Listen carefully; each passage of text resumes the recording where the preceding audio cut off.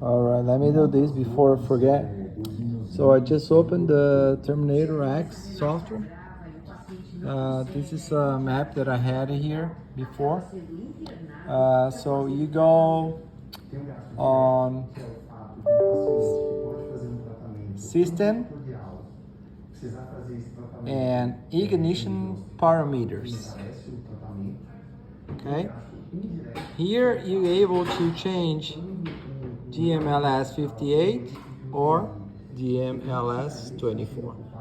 That's all you need to do, okay? No big deal.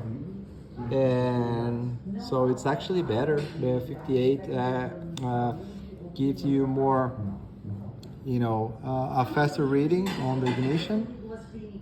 So there's no reason to choose the 24 if we have something better and done here and faster, okay?